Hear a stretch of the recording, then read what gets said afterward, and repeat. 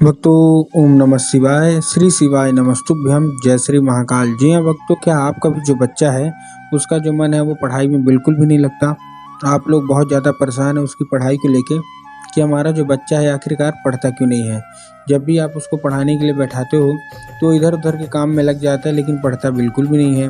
और आप लोग को समझ में नहीं आता कि आखिर हमारा बच्चा पढ़ता क्यों नहीं है। जब भी आप उसको पढ़ाने के लिए बैठाते हो तो कहीं इधर उधर के काम में लग जाएगा, कहीं कुछ करने लगेगा, कहीं कुछ करने लगेगा, लेकिन पढ़ेगा बिल्कुल भी नहीं। तो ऐसे में कौन सा उपाय करें ताकि आपका जो बच्चा है ना वो पढ़ाई करे। आपको टेंशन लेने की ज़रूरत नहीं है। आज मैं जो आपको उपाय बताने वाला हूँ, बस अगर आपने इसी को उसको कर लिया ना तो अवश्य रूप से आपकी मनोकामना पूरी होगी ही होगी। और आपका जो भी बच्चा है जो उसका मन पढ़ाई में नहीं लगता, अवश्य रूप से उसका जो मन है ना वो पढ़ाई की ओर आकर्षित होगा ही होगा। क्या करना है, कैसे करना है, पूरा आपको समझाने वाला हूँ, तो उपाय ध्यान से सुनिएगा, अच्छे से करिएगा। पूज्य गुरुदेव की ही कथा सुन के आपके लिए लेके आया हूँ। देखिए, पूज्य गुरुदेव की जो कथा होती है, जैसे कि आपको पता होगा कि पूज्य गुरुदेव की कथा में लाखों की भीड़ आती है। कैसे आती है? लाखों की भीड़ आती है। और जब गुरुदेव की कथा में लाखों की भीड़ आती है तो वहाँ ज़्यादातर जो भक्त रहते हैं वो क्या करते हैं, पत्र के द्वारा अपनी मनोकामना गुरुदेव तक पहुँचाते हैं। आप सबने देखा होगा, सुना होगा, ठीक है। तो अभी गुरुदेव की कथा चल रही थी, 5-6 महीना पहले की बात है। गुरुदेव की कथा चल रही थी, गुरुदेव की कथा में लाखों की भीड़ आई। जब गुरुदेव की कथा में लाखों की भीड़ आई तो वहाँ ज़्यादातर जो भक्त थे ना, उन्होंने क्या किया, पत्र के द्वारा अपनी मनोकामना गुरुदेव तक पहुँचाई। आपको भी पता होगा कि गुरुदेव की कथा में जो भक्त आते हैं वो क्या करते हैं, पत्र के द्वारा अपनी मनोकामना गुरुदेव तक पहुँचा देते हैं। तो जब गुरुदेव की कथा में बहुत सारे भक्त आए तो उन्होंने क्या किया, पत्र के द्वारा अपनी मनोकामना गुरुदेव तक पहुँचाई। जब गुरुदेव के पास पत्र पहुँचा और गुरुदेव ने पत्र पढ़ा तो वहाँ उन्होंने देखा कि ज़्यादातर लोगों का केवल और केवल एक ही मनोकामना, जो माता पिता है ना, उनका केवल और केवल एक ही मनोकामना है। क्या है कि गुरुदेव, हमारा जो बच्चा है उसका जो मन है वो पढ़ाई में नहीं लगता। हम लोग बहुत ज़्यादा परेशान हैं कि हमारा जो बच्चा है वो पढ़े, लेकिन फिर भी हमारे बच्चे का मन है ना वो पढ़ाई में बिल्कुल भी नहीं लगता। कृपया करके कोई उपाय बता दें। हम लोगों ने क्या कुछ नहीं किया, उसके लिए बहुत अच्छी स्कूल में उसको डाल के रखा है, बहुत अच्छा कोचिंग, ट्यूशन, हर एक चीज़ की सुख सुविधा दिए हुए हैं, फिर भी हमारा जो बच्चा है उसका मन पढ़ाई में नहीं लगता। हम लोग बहुत ज़्यादा परेशान हैं कि आखिर ये अपने भविष्य में क्या करेगा। जब गुरुदेव ने ये देखा तब गुरुदेव ने 2 से 3 उपाय बताए और कहा, केवल और केवल ये उपाय कर लेना, तुम्हारा जो बच्चा है जिसका मन पढ़ाई में नहीं लगता ना, अवश्य रूप से उसका जो मन है वो पढ़ाई की ओर लगेगा ही लगेगा, अवश्य रूप से लगेगा। जब गुरुदेव ने ये उपाय बताया तो लोगों ने जा जाके इस उपाय को घर में करना शुरू कर दिया। अब जैसे ही लोगों ने जा जाके इस उपाय को घर में करना शुरू कर दिया, वही लोग गुरुदेव की कथा में 1 से 1.5 महीने के बाद वापस आए। अब जब वही लोग गुरुदेव की कथा में वापस आए तो उन्होंने क्या किया, फिर से गुरुदेव को पत्र लिखा। लेकिन ये वाला जो पत्र था ना, ये गुरुदेव को धन्यवाद के रूप में पत्र था कि गुरुदेव धन्य हो आपका, आपके द्वारा बताया गया उपाय हमने कर लिया है। हमारी सारी की सारी जो इच्छा है, मनोकामना वो पूरी हो गई है।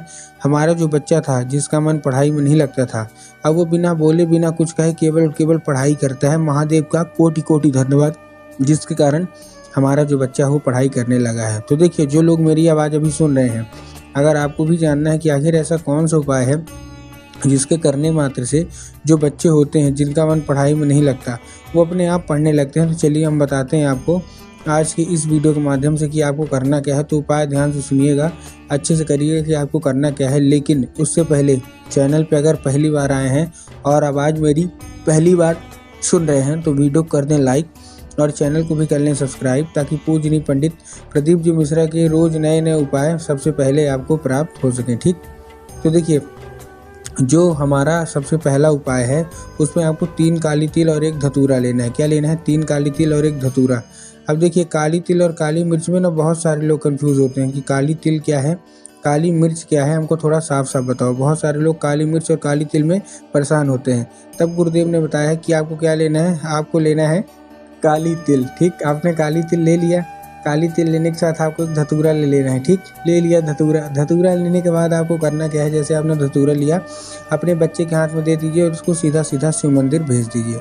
अब जैसे ही वो शिव मंदिर पहुंच जाए, ठीक, क्या हो, जैसे उसी मंदिर पहुंचे उसको बोलना है कि दक्षिण दिशा में खड़ा हो जाए और उत्तर की ओर अपना चेहरा कर ले। अब देखिए, दक्षिण और उत्तर में भी बहुत सारे लोग कंफ्यूज होते हैं कि दक्षिण क्या है, उत्तर क्या है, हमको थोड़ा साफ साफ बताओ।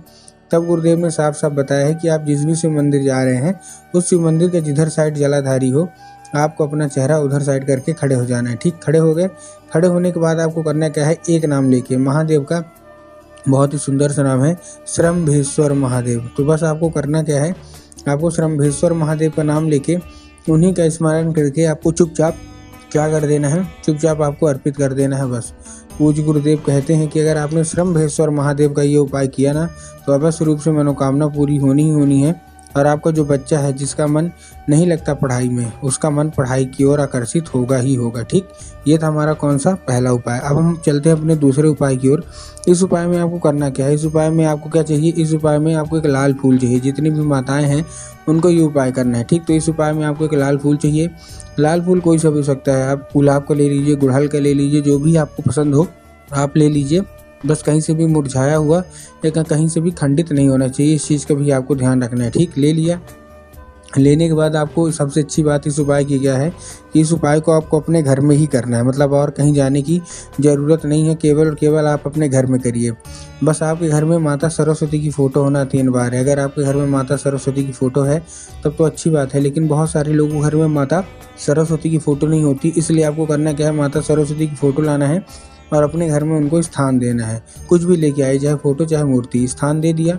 अब शाम के वक्त जब आपके घर में पूजा पाठ होती है ना, तो आपको करना क्या है, आपको वो लाल फूल जो आपने लाया है वो माता सरस्वती को अर्पित करना है और माता से उसको औषधि के रूप में मांगना है कि माता कृपया करके हमको इसको औषधि के रूप में प्रदान करिए। हमारा जो बच्चा है उसका मन पढ़ाई में बिल्कुल भी नहीं लगता। ठीक, अब क्या होगा, अब वो औषधि का रूप ले लेगा। बस आपको करना क्या है, उसी रात जब आपका बच्चा खाना पीना खा के अच्छे से सो जाए ना, तो बस आपको क्या करना है, आपको लाल फूल लेना है और क्या करना है, जो आपने अर्पित किया, और अपने बच्चे के माथे पर 2 से 3 बार आपको चुपचाप फेर देना है बस।